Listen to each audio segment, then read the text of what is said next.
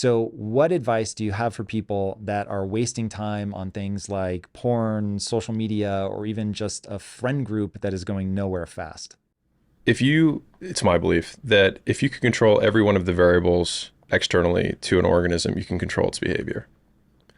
So one of my favorite quotes from B.F. Skinner, who was a behavior psychologist from way back in the day, was the old saying is, you can lead a horse to water, but you can't make it drink. He said, well, if you bleed it out enough and you starve it and you leave it in the sun and you put the water right in front of its mouth, he's like, I can veritably guarantee that I can make it drink. And so if you were to think about yourself as that horse, then it's like, okay, well, what is the equivalent of the bloodletting, the dehydration, the starving that you can put yourself into to get the behavior you want?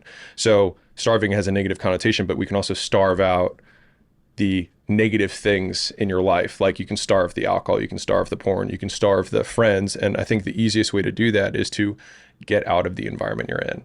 Because I'm sure you heard about I think this was in Atomic Habits. In Vietnam, I think it was like 10% of troops or something were taking heroin when they were over there in the 70s. And they thought there was going to be this massive problem when they came back to the States. But when they came back to the States, almost no one continued the heroin habit. And so going from Vietnam, where you're doing heroin, to the US, where you're not taking heroin, had a 90% success rate, whereas the inverse is true of recovery centers in the United States today. People go there and 90% of them relapse when they go back home. And so the difference is that people were doing heroin in a different environment, and then they changed their environment, and then they never went back to the environment that they did heroin in.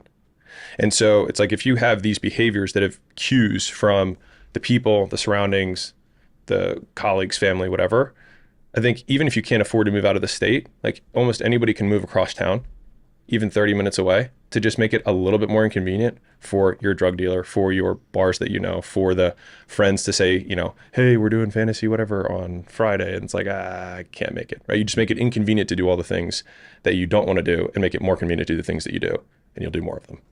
All right. So the interesting thing for me about the Vietnam heroin thing, which I've Yeah. heard before, is, and this relates to why I think people might be struggling now.